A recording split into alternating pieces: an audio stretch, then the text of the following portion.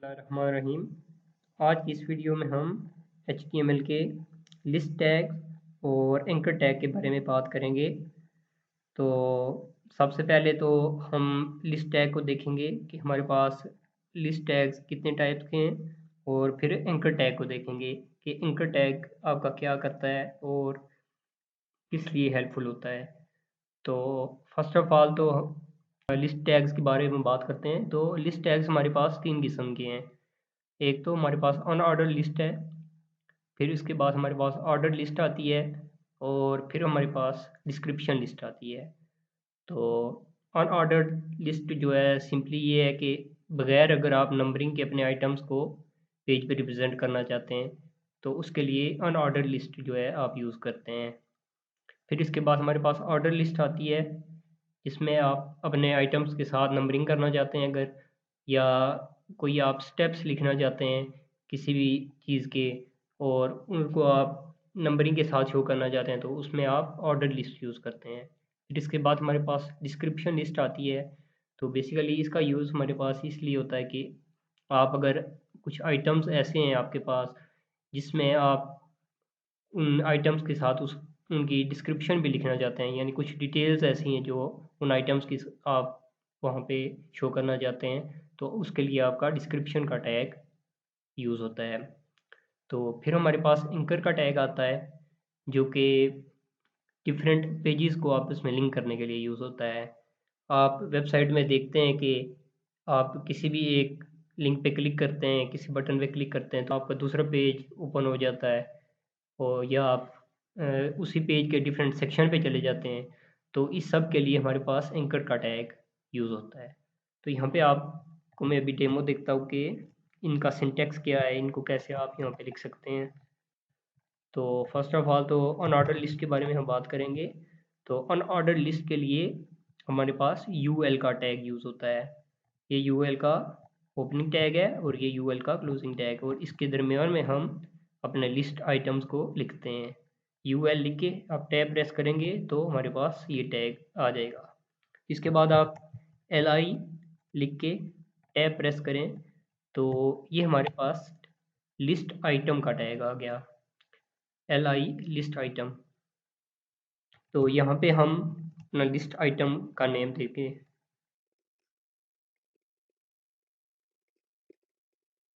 इसी तरह आप अगर और क्रिएट करना चाहते हैं लिस्ट आइटम तो आप सिंपल एल आई का टैग, मल्टीपल अगर आप करना चाहते हैं तो साथ स्टैरिक का टैग, और साथ 4 या 5 आप जितने भी एलिमेंट क्रिएट करना चाहते हैं ये टाइप करके, और उसके अंदर अगर आप टेक्स्ट भी लिखना चाहते हैं तो यहाँ पे उस टेक्स्ट को भी आप लिख सकते हैं। ऐसे लिख के टैब प्रेस करेंगे तो ये देखें आपके पास ये हमारे आइटम आ गए हैं। अभी आपको ये पेज पे मैं शो कराता हूँ कि ये कैसे नज़र आते हैं। ये देखें आप, ये हमारे अनऑर्डर लिस्ट से जो टेक्स्ट आया है। यहाँ पे आप साथ ये डॉट से ये देख सकते हैं कि हमारे लिस्ट के आइटम्स हैं। तो बेसिकली इसकी स्टाइलिंग जो है आप डिफरेंट स्टाइलिंग्स भी चेंज कर सकते हैं, लेकिन वो आप CSS में करेंगे। वो नेक्स्ट आने वाली वीडियो में आपको बताऊंगा कि वो आप लिस्ट स्टाइल टाइप स्टाइलिंग से आप कैसे इसको चेंज कर सकते हैं। फिर इसके बाद हमारे पास ऑर्डर लिस्ट आती है।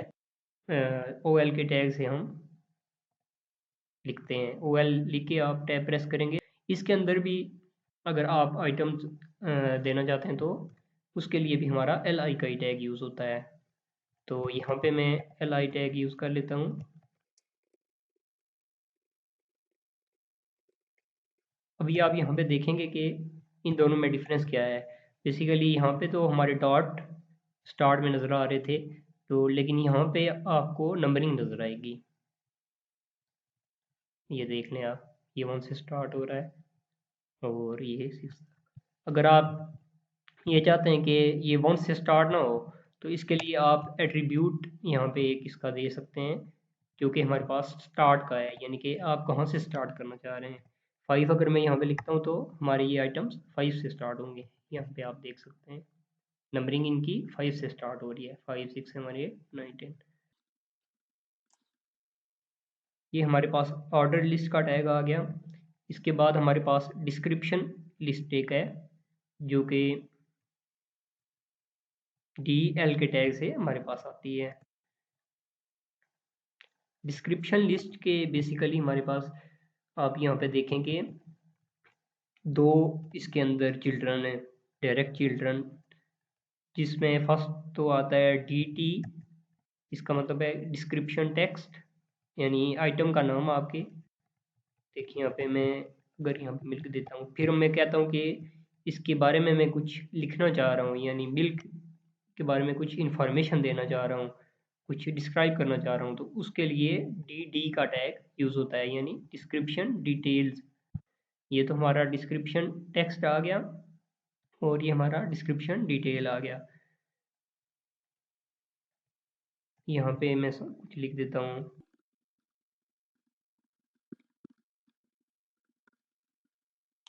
इसी तरह आप डिफरेंट आइटम्स को जो है डिस्क्रिप्शन टाइटल में दे सकते हैं, यानी अब जैसे मैं यहाँ पे दो आइटम्स को एक साथ डिफाइन करना चाह रहा हूँ।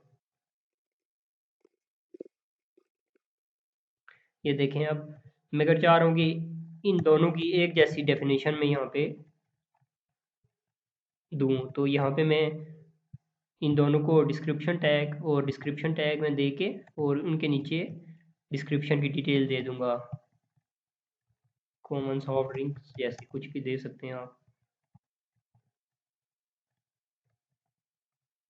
तो आप यहाँ पे आप देखें कि ब्राउज़र इनको कैसे शो करता है।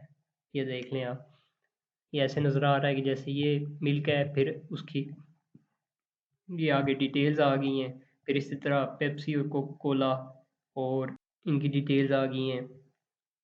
ये तो हमारे पास लिस्ट के टैग हो गए। अब हम बात करेंगे एंकर टैग की, जो कि हमारे पास डिफरेंट पेजेस को लिंक करने के लिए यूज़ होता है। डिफरेंट सेक्शन को लिंक कर सकते हैं हम, डिफरेंट आई फ्रेम्स को हम यूज़ कर सकते हैं, उनको आपस में लिंक कर सकते हैं। तो यहाँ पे पहले इसका सिंटेक्स देखते हैं। मैं इसको हेडर के सिमेंटिक टैग में लिखूँगा, क्योंकि नीचे वाले टेक्स्ट से मैं इसको साइड पे थोड़ा सा लिखना चाह रहा हूँ। तो यहाँ पे ए लिख के हम टैब प्रेस करते हैं, तो ये हमारे पास एंकर का टैग है। यहाँ पे href जो इसका एट्रीब्यूट है, इसका एब्रीविएशन ये है हाइपर टेक्स्ट रेफरेंस, यानी कि अगर आप इस पे क्लिक करें तो आप किस चीज़ को ओपन करना चाह रहे हैं। तो मैं यहाँ पे simple page one dot HTML को ओपन करना चाह रहा हूँ। इसमें मैंने एक सिंपल हेडिंग का ये टेक्स्ट लिखा हुआ है। तो यहाँ पे आप देखेंगे कि ये कैसे एक्ट करता है।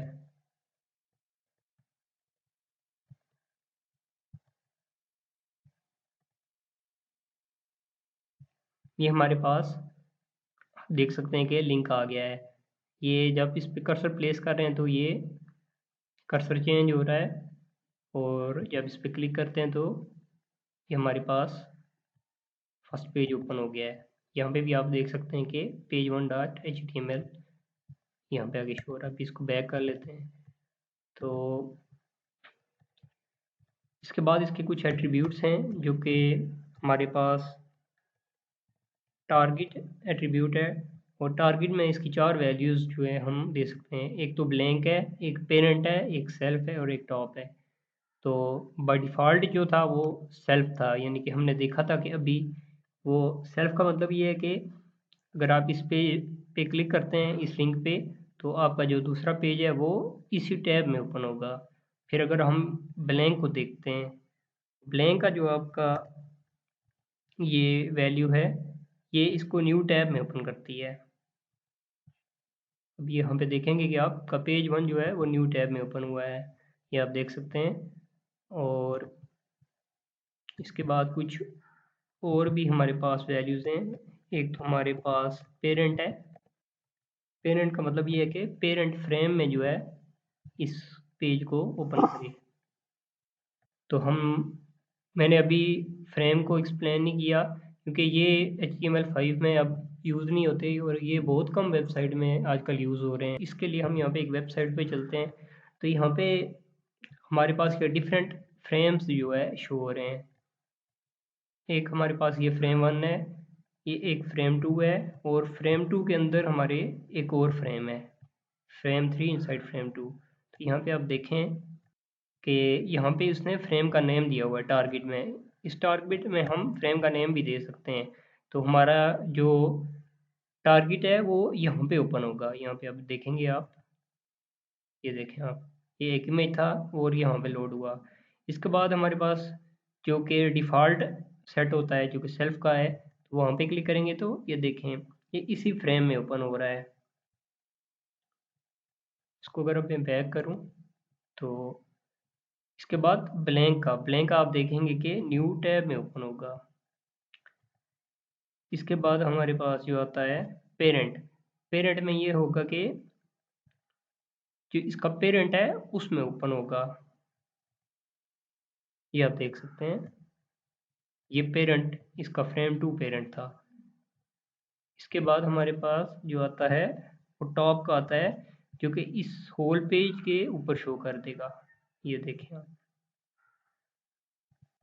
देखते हैं कि आप डिफरेंट सेक्शंस को एंकर टैग के ज़रिए कैसे आपस में लिंक कर सकते हैं।